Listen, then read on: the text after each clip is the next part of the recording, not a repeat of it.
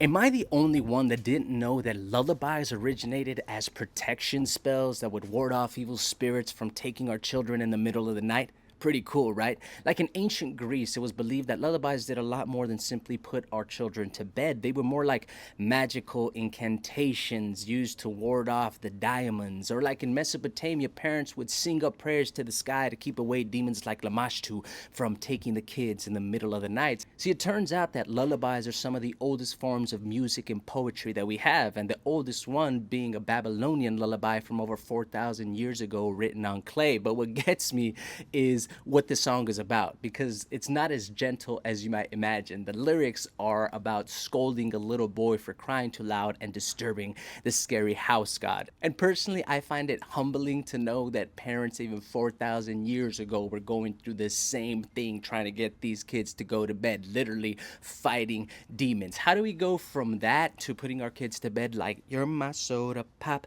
my little soda pop"? Then again, that movie was also about singing to keep demons away, right? See, words are spells. That's why they call it spelling. Bruce Lee said that.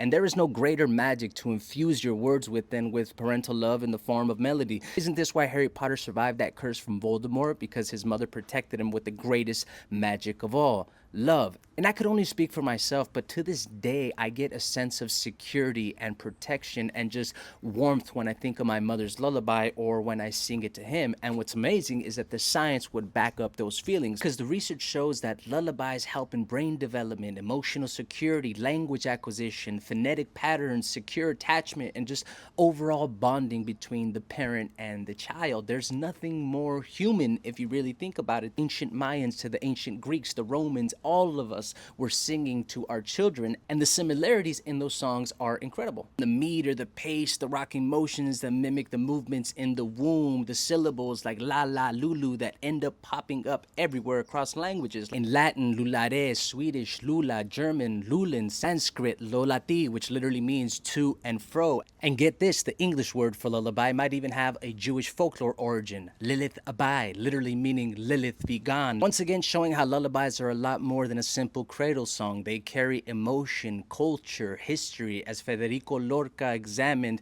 hopes and dreams of the mothers in the form of song. So do me a favor and promise me that tonight you will sing a lullaby to your baby before bed. Let me know what culture your lullaby is from, and try and remember while you're singing that you're not only putting your baby to sleep, you're also participating in one of the oldest human traditions, as ancient as civilization itself, and maybe even fighting off some demons.